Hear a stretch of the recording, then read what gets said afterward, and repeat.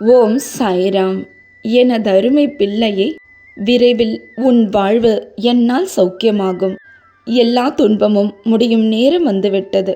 நெருப்பின் மீது நெருப்பது போல் நீ அழுகிறாய் என்பது எனக்கு புரியாமல் இல்லை. நானும் உன்னோடு சேர்ந்துதான் அழுகிறேன்.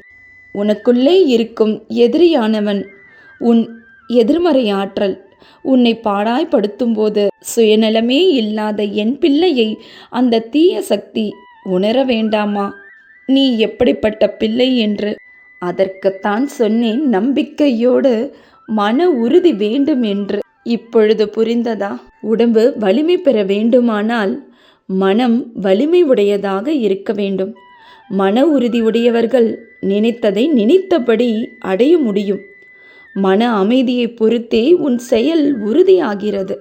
மன உறுதி உடையவர்கள் துன்பத்தில் துவண்டு போக மாட்டார்கள். மன உறுதி உடையவர்களால் தான் பிறருக்கும் உதவி செய்ய முடியும். மன உறுதி இல்லாதவர்களை இந்த உலகம் ஒதுக்கி வைத்தே அழகு பார்க்கும். இதுவே இந்த வாழ்க்கையின் தத்துவம்.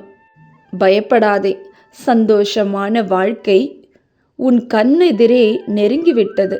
உனக்கான துணை, உனக்கான வாழ்க்கை உனக்கு வேண்டும் என்று என்னிடம் ஆசைப்பட்டு பல வருடங்களாக கேட்டாயல்லவா? பெற்றுக்கொள். உன் கடன் சுமை, உன் பிள்ளைகளோட சுப நிகழ்வு எல்லாமே என் பொறுப்பு. எப்போ நீ சாயப்பா என்னை மன்னிச்சிடுங்க, என் குற்றத்தை எல்லாம் சொல்லி அழுதியோ, என்னிடத்துல சாஷ்டாங்கமா நமஸ்காரம் செய்து ஒவ்வொரு நொடியும் என்கிட்ட ஒப்படைச்சியோ, இனி எதை பற்றியும் நீ கவலைப்படக்கூடாது. எப்போவுமே நான் உன்னை அழ வைக்க ஆசைப்படலை.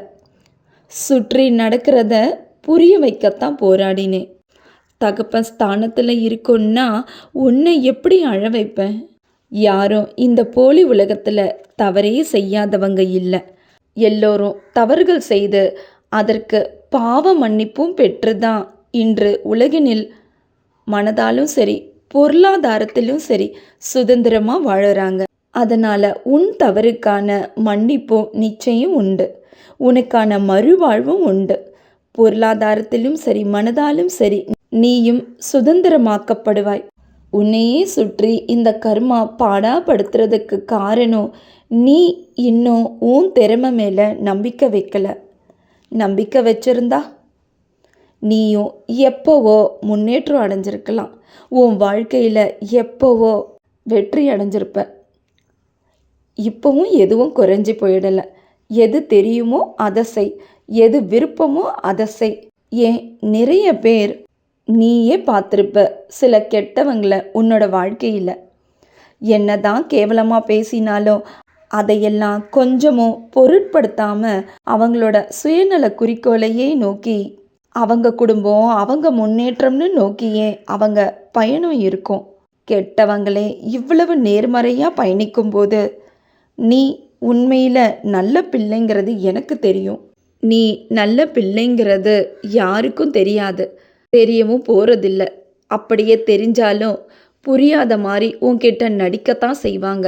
அதனால் உனக்கு கிரீடமும் சூட்ட போகிறதில்ல. நான் தான் உன்னோட முயற்சிக்காக கிரீடம் சூட்ட தயாராக இருக்கேன். நீ இன்னும் தயாராகவே இல்லை. எல்லாம் முடிஞ்சு போச்சு, இனி வாழவே வழி இல்லைன்னு உனக்கு நீயே எல்லா மனக்கதவுகளையும் மூடிக்கிட்டா எப்படி? எல்லாம் சரியாயிடும். உனக்கு பிறகு உன் குடும்பத்தோட நிலை என்னன்னு யோசித்து செயல்படு. தவறான முடிவுக்கு தயாரானா நீ அதுக்கு முன்னாடி இந்த வாழ்க்கையோட போராடி பார்த்தாதான் என்ன? உன் உடலே உனக்கு சொந்தம் இல்லை, அது எனக்கு சொந்தமானது தானே. நான் எப்போ உனக்குள்ளே வந்து உன் வேலை உன் கடமையை எல்லாம் முடிச்சு தரணும்னு எனக்கு தெரியும். அதுவரை இந்த கர்மா பிடியிலிருந்து நீ தப்பிக்க முடியாது. ஆனால் என் நாமம் சொல்கிறது மூலமாக கர்மாவோட தீவிரத்தை குறைச்சி உனக்கான வழி பிறக்க நீ வழி தேடிக்கலாம். உனக்கான பொருளாதாரத்திற்கான வழி இந்த தை மாத இறுதிக்குள்ள நிச்சயம் பிறக்கும். பிரபஞ்ச சக்தி வாய்ந்த எண்ணான 717 என்ற எண்ண தொட்டுதானே என்னோட தெய்வ வாக்க கேட்க வந்த. பல அவமானத்திற்கு பிறகு காலம் கடந்து என்ன நீ உணர்ந்தாலும் மன உறுதியோடு இருந்து செயல்படு. உன்னோட தேவைகள் அனைத்தும் பூர்த்தி செய்வேன் விரைவில். இன்றும் என்றும் என்றென்றும் உன் சாயப்பா உன் அருகில். வாழ்க வையகம், வாழ்க வளமுடன். ஜெய் சாய்ராம்.